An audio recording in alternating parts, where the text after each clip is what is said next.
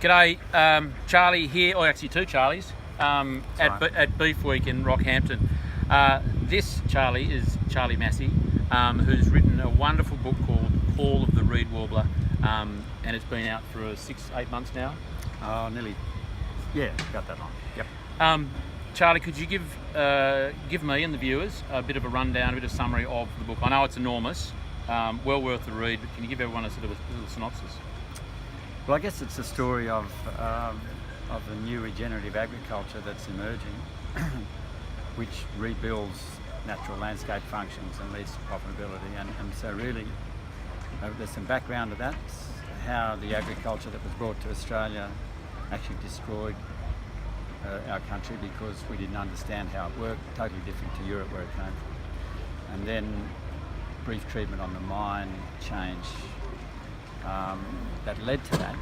But really it's partly came out of my own journey of making a lot of mistakes. And at the end of that, I reckon I'm an expert in all the mistakes you make in farming. At the end of that, I realised I could not read the landscape. I was illiterate. I didn't know how the functions work, whether they were well or ill, and how the whole thing worked. And then I went on a learning journey, courses like RCS, etc., and got into holistic grazing, what I call holistic grazing management, which is a holistic way of managing a landscape. And I realised that, and then going back to university and learning about some of the modern ecological developments since I'd been an undergraduate, that you could really distill how landscapes work down to about 5 basic principles. We all know about the soil and the soil mineral, critical water and biodiversity. But as one farmer said, this square foot of real estate for 20 years, that's where all the issues come from. So it's about worldviews and paradigms.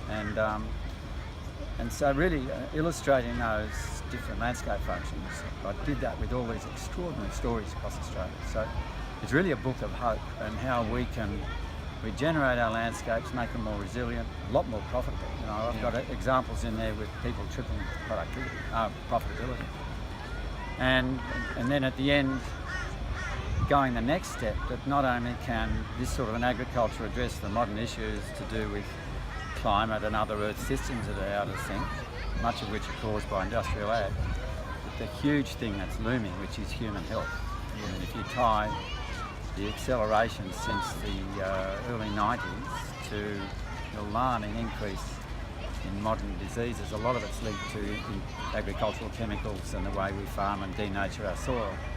And the foods that are now coming in, because they're not done through healthy soil biology, they're empty of nutrients as well as poison. So this is big stuff, and it's really exciting for a farming community that we can play a huge role in addressing those big issues.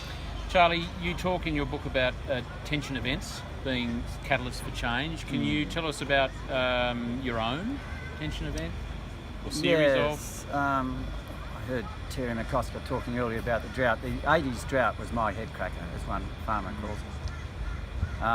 And that got me thinking, you know, we had a merino stud, and at the end of the year you've got to develop rams in good condition, and we had special health status, so I couldn't adjust. And I was trapped and fed myself into a big debt. Once I cleared all that out and became flexible and ecological, different ball game, and instead of seeing problems as big issues, you realise there's solutions, and it's a totally different mind shift. And in my late 50s I went back and did a PhD asking the question why a lot of these regenerative farmers have shifted that mental paradigm. And 60% of the cases it was that head cracking event, drought, poisoning with chemicals, marriage breakup, Colin Syce was burnt in bushfire, that sort of stuff. And the other 40%, majority of them was a little series of destabilisers. So that's how, if you like, that tortoiseshell carapace of our mind is bloody tough. It needs something to crack it open, and not in every case. Some people are more affinitive to it, but in many cases those paradigms are so deep, they go back hundreds of years. And that's what some of the good social change organisations like RCS are about, preeminently about, is helping people change and then learn how to go with the new thinking.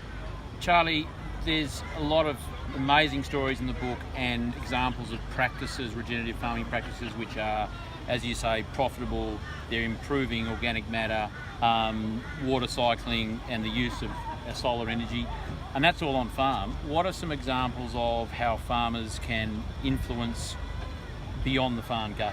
You know, the changes they can instill in others, or practices that they can encourage. But where I'm still attached to the Australian National University, down the corridor are some of the world leaders, not just in climate but earth systems. A lot of people don't realise we've got this blue-green planet, and it was actually life itself that created conditions for life. Over 3 billion years ago, bacteria put oxygen in the atmosphere. That was life. And then over 400 million years ago, the great plants started to regulate carbon dioxide. So we have this extraordinary Earth system. There's about 8 major systems, all interrelated, that self-organise to maintain conditions for life. Humanity now has pushed and destabilised that into a dangerous new phase, which they call the Anthropocene. But the good news is that industrial ag, all the poisons and the chemicals, the worst aspects, is a big player in 7 of those 8 systems, not the ozone hole. The converse is regenerative ag, as we now know from research by hundreds of scientists, can play more than almost any other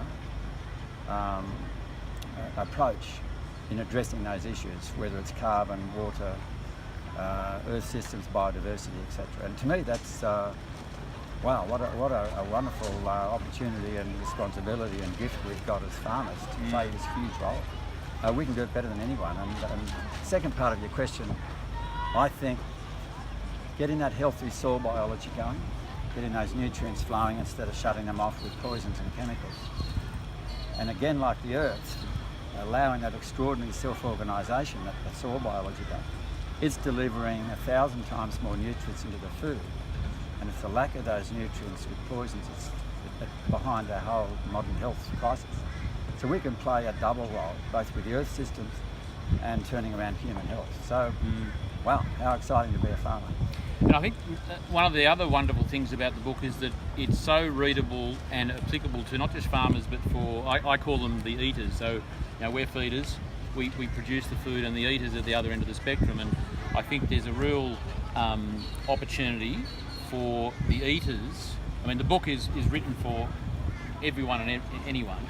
And I'd imagine as an eater reading that, the pressure, not the pressure, but the questions they can ask of farmers and the people providing the food to them, it's really, they've got a really powerful opportunity to actually drive some of that change back down through the food chain. Would that be fair to say? I mean, I'm talking about more the value-added type things, not so much the commodity market, but, you know, in my space of, you know, beef and lamb direct to customers. So, is that something that, you know, you think is applicable? Oh, absolutely. Look, the book's into the 7th reprint, and the majority of the buyers, a slim majority, are actually urban people. Yeah, wonderful. And so that's telling us something. And so the opportunities are huge of what we can do down that track. Charlie, second last question. What have you learned? Again, you're a pretty young fellow who's still learning a lot. Clearly, pumping out the work. Is this what of significance have you learned in the last sort of 12 months that's changed a paradigm or your attitude or direction? I guess can I just finish that previous question? Sure. Recently, I've had a meeting with came out of performing at the Sydney Writers' Festival. One of Australia's leading merchant bankers came to me and said there's a huge shift occurring in ethical investments. And business is worth hundreds of millions of dollars for organic, healthy food. And there's long-term investors, as in superannuation funds, they're realising this is the big space to be in. So to me, that's also extraordinarily exciting. Well, I've learned a lot from this journey. I've met some wonderful people since the book's come out. I guess reading more deeply on how the earth functions and soil, I just get more in awe of the extraordinary wisdom of nature to self-organise itself, if given the chance. And modern industrial farming doesn't give it the chance. Regenerative farming allows nature to get on with what she's unbelievably good at, and she's co-evolved for millions of years doing it. That can only make you even more, I'm even more wary of stepping into the landscape every day that I'm going to, you know, muck that up. So that's what I've learned, amongst lots of other things. Just this extraordinary respect and awe of how nature functions. And as David Marsh has said in another video I did with him, and I'm sure you're aware of this, is that letting nature do what it's does best, and not what we think it ought to do. Right. A lot of those farmers I interviewed kept saying, my job's to get out of the way of Mother Nature, and after I'd sort of studied how complex systems work, I realised they were talking about let it get on with self-organisation. I love the quote in your book, Charlie, your grandson, saying, why do we have to kill things to grow things? And it's so pertinent, and we just love that innocence of children. Charlie, you've had a few minutes to think of the answer to the next question, which is, if you had a billboard on the Hume Highway, what would you say on it's for free, you don't have to pay for it, and every person driving down would read it? It can be a question, quote, could be anything. It would be, think positive and embrace change. Wonderful. That billboard will be on the highway within days, I suspect. Charlie, as long as you pay for it, that's fine. No, that was it. You've got to pay for it. Charlie, thank you. Okay, really thanks, appreciate your time, and go and buy his book. It's fantastic. Thanks for the opportunity. Thank you.